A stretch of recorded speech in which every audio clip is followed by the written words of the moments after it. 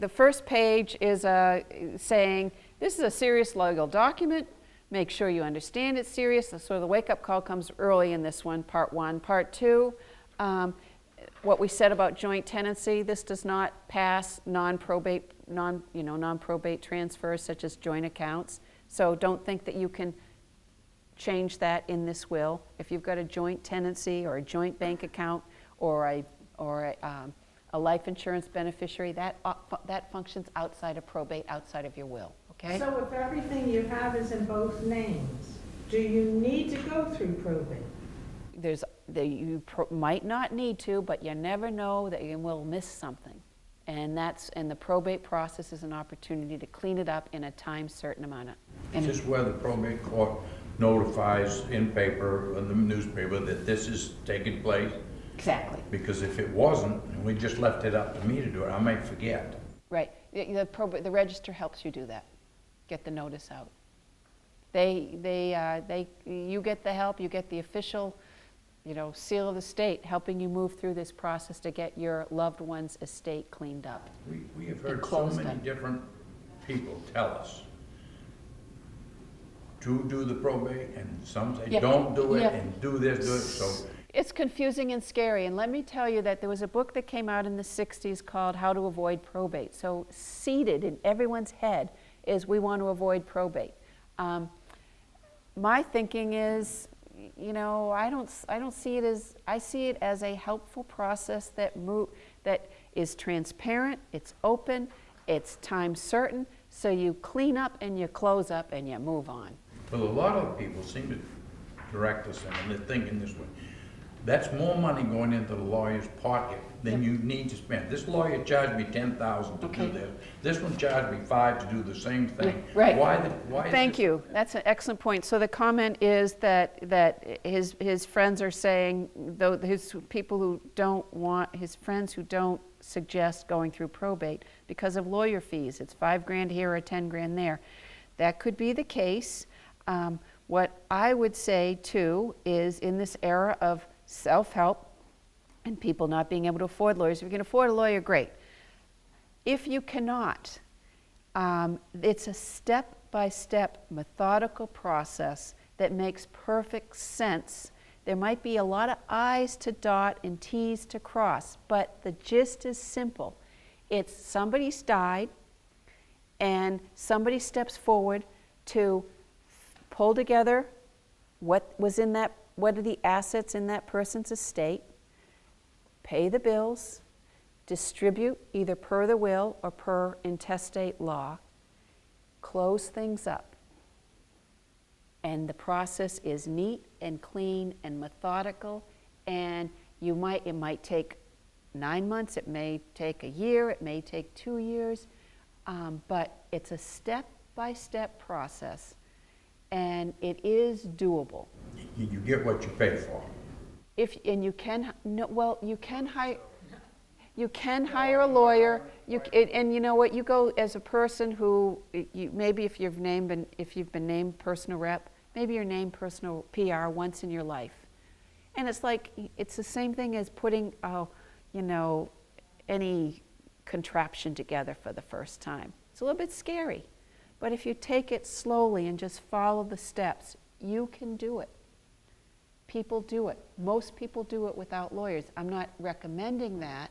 If you can afford a lawyer, you always get somebody else to do what you might not want to do. You might think you can't do. I'm saying that it's not rocket science, that there is a process to follow. There are forms to fill out and fees to pay that aren't necessarily filing fees. I didn't bring that up. That might be something you don't like too, and that's understandable. But it's very doable. It's very doable. Just like all these forms are very doable when you take it one step at a time. Now it could be the person you name as personal rep has never been one with following directions. You want to name somebody who follows directions. Some people, they're just not geared to read directions. They just have to putter, and they mess up. Or others, you notice, they've been very good at their homework. They're very methodical. It's a step-by-step process. And if you can afford a lawyer, great, you don't need a lawyer necessarily. Most people in this day and age do not have a lawyer when they go through this process. And it's their first time and their last time, and they do just fine. And yes, there are fees along the way. Yeah, questions, comments? I Yes. did have some comments, because you sound like the average person in this state can go to a probate office and get the right direction to do this.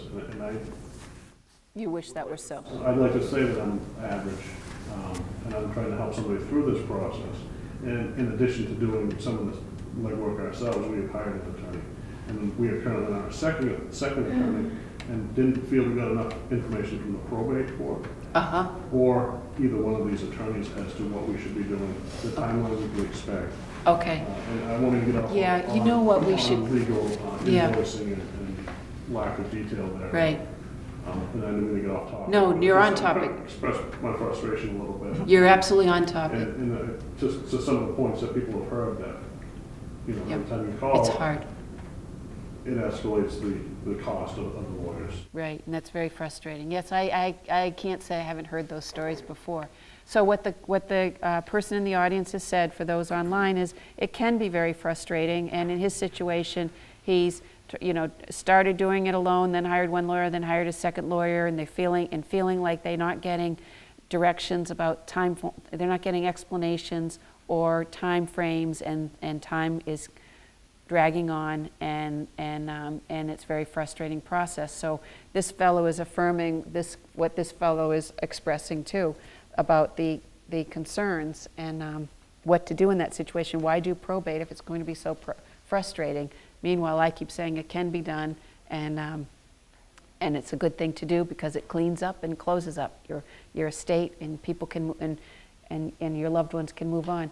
I think a book that can be written and should be written, and I'd love to write it, a booklet, like the gist of what I'm saying here, which is these are the time frames, and this is what you can expect. Hopefully it will go smoothly with no one arguing, and it can happen as quickly as 6 months and a year. If anything gets complicated or contested, then it goes from informal to formal. Interestingly, what I hear from ethics people who do professional ethics, that this is the area of law where they get the most complaints.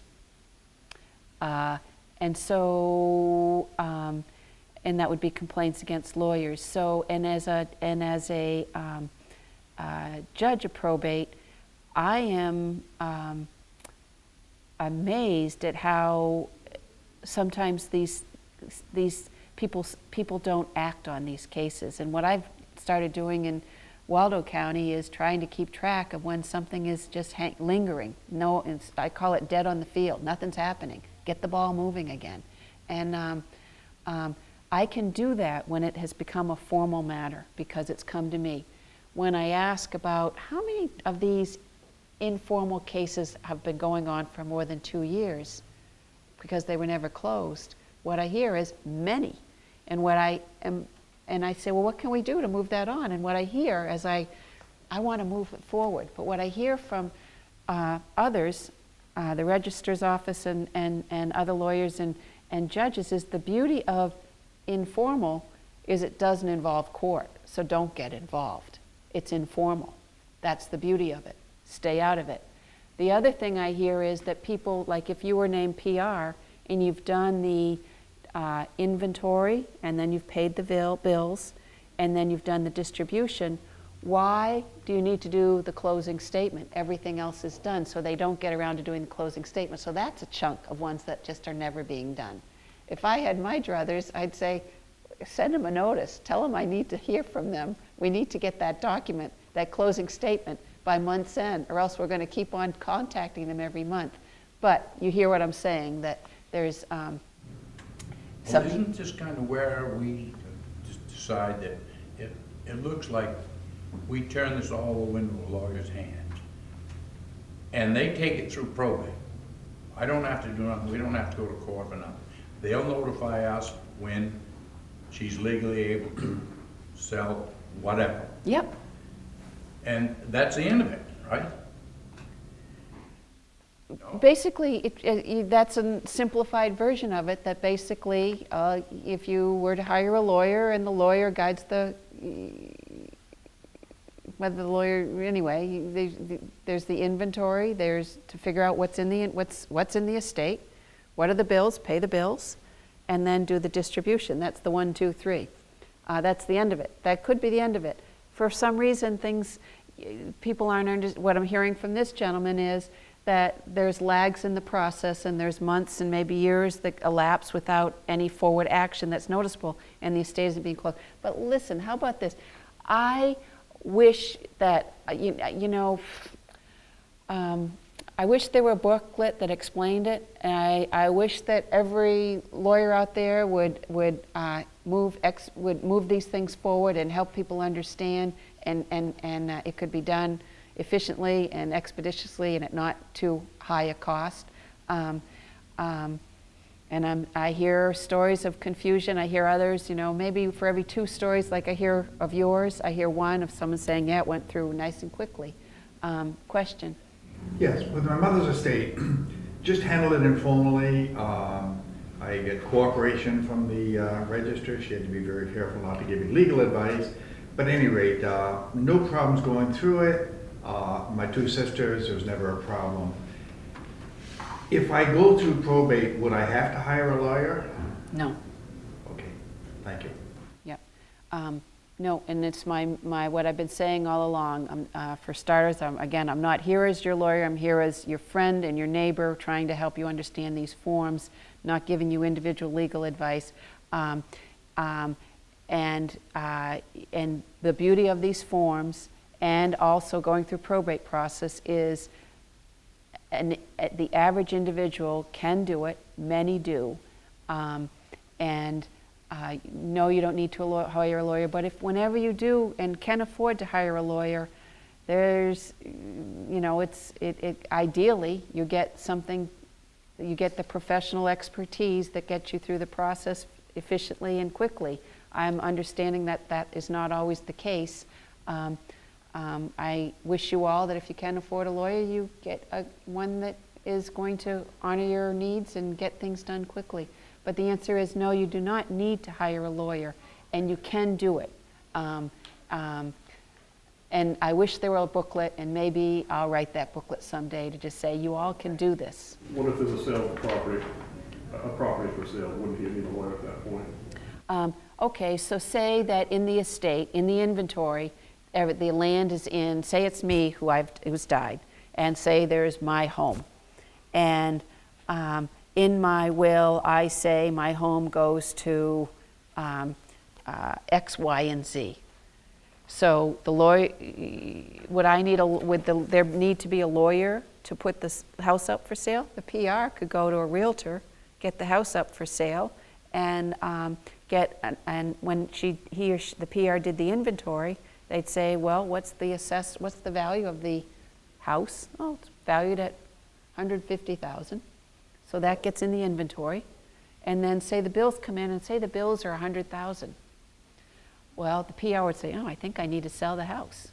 I need to pay the bills. Those are legitimate bills. So the PR would then have the authority to act for me, go to the realtor, put my house up for sale, try to sell it.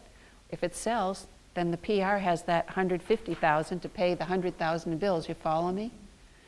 Does there need to be a lawyer? No. I would like to think that lawyers are helping and they're not costing too much, but I understand people have different experiences. I have that question up to that point. Okay, good. Okay.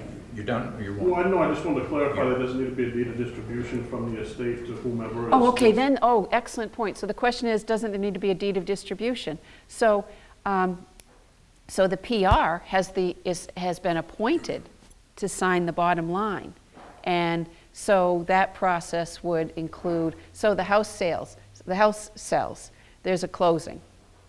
At the closing, whatever the PR needs to sign on the estate's, on the decedent's behalf, this decedent can sell, and then the deed goes, they're signing the deed over. So technically, the title company might take care of that as opposed to... Technically, but you're also getting onto another point. Sometimes there are deed issues, but the PR has authority to sign those documents. And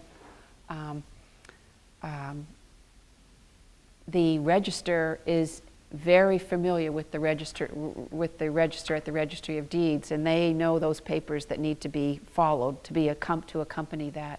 And and if you hire a lawyer, may you get a good lawyer who's fast and efficient and not too expensive, and may your register be one too who can give you the right form, and you can methodically go through and get the I's dotted and the T's crossed. I just have a problem to find out when this is finished. In other words, she's been given in the will full authority to do everything. Good. So we took it to the lawyer, and the lawyer says, 2 or 3 generations back, these people all have to be notified. The heirs. However many there is. And the okay? devices. Then she says it will go to court, the judge usually takes 2-3 days, and puts his blessing on her as the legal. No, it's basically, there's 2 tracks. And first is she'll come to the registrar's office and say, here's the will, and he's designated, my husband has designated me as the personal rep. And you you fill out a few forms, and you pay a fee based on the value of the estate. And I don't know, it's in the statutes. And then within a day, maybe even that day, you are appointed PR. And then you do the inventory, and then you pay the bills. And there's the notice that goes out so everyone knows. You get some bills, you pay them or you don't. Only when it gets only when any aspect of it is contested does it have to go from informal in the clerk's office to formal in the judge's court. It could well be that everything goes smoothly without any snags or anybody contesting any aspect of it, so that you basically do it all on the, quietly with in the registrar's office, with all the I's being dotted and the T's being crossed, and then you've done the inventory, you've paid the bills, you've distributed the estate per the will or per the intestate statute, and then she would file a closing statement, and she's done. She's never had to see a judge. Okay, that's kind of what I was. There is a nice informal process. The second track, so ideally, you stay on the informal track, because it means you don't have any contest, you don't have any issues. It's when you get in. When you get to the issues, that's when it gets serious, and that's when you get into a court of law. It's your right to get into a court of law to have it solved. But hopefully, you don't have to go down that path. And I say that as somebody who's in a court of law. I love it when things go smoothly. I'm happy, it's my honor to be there when they don't. But for the family's sake, it's nice when things go smoothly informally. That's my sense. You had another question? So, and basically his question was, do we always have to see a judge? And that was my answer. No, you don't always have to see a judge as long They as didn't it's say we informal. had to see a judge. They Yeah. just said it will go to a judge and he will decide. Only if it becomes contested in any way, or you need to formalize it because there's been some snag. And then it's a petition for formal probate. But, in addition to a wonderful lawyer and a wonderful registrar's office, I wish you all a wonderful, easy, informal probate process. Shall we dive through the will right now, and so you can get that done? So basically, we started off on the front page. It basically says, "Everyone, wake up! This is a serious legal document." Number 1. Number 2, it says, by the way, if it's joint accounts, joint matters, they are not called non-probate transfers. When you die, when you're the joint owner with somebody else, on your death, your joint owner gains title by operation of law. You don't need to go to probate, either informal or formal. Number 3, this will is not designed to reduce death taxes. That's another issue you can deal with in another document. This isn't about tax avoidance. Number 3, once you get this will signed, sealed, and delivered, don't think you can go back and change different items. You can do a new will, or you can add a codicil, an attachment to the old will. But don't go back and change the terms, because it's a solemn, formal process. You just don't go back and casually change your will. It's more formal than that. You can do a new will, or you can add a codicil. This also says if you adopt children, do another will. If you marry or divorce, do another will. If you have another child, do another will. This will is, number 8, this will is not valid unless it is signed by at least 2 witnesses. You should carefully read and follow the witnessing procedure. Again, like with the other documents, I say just read it carefully because it guides you through what you need to do at the signing. Okay? Keep this will. This is old language. Most people, I don't know how much, I think people probably older than 60 probably are familiar with safe deposit boxes, and those under 60 don't know what in the world they are anymore. Just keep it in a safe place. Number 10, if you have any doubts on whether this is going to address your wishes, you should consult a lawyer. And respectfully, I reaffirm that. I understand that people have issues. Some people have issues with lawyers. I would hope that most of us lawyers are out there fairly able and willing and interested in helping you without emptying your pockets. Okay, now, main statutory will. First, you print your name. Okay, that's top center. I, Susan W. Longley. Next, declaration. This is my will and I revoke any prior wills. Right up front. This is it. This is it. I revoke the others. You might want to tear the others up. You don't want a whole lot of extra wills floating around. You don't want to increase the chances of a contest. You want to do everything you can to make it informal, nice, neat, clean, and fast. No matter how old the last will you made, I mean, it could be 40 years ago. Yeah. This revokes all that. If you want it to, only if you want it to. If you did a will at 20, say when you entered the military service and they made you do a will, and you like that will because you were married and you know you trust and you're good with that, you're good.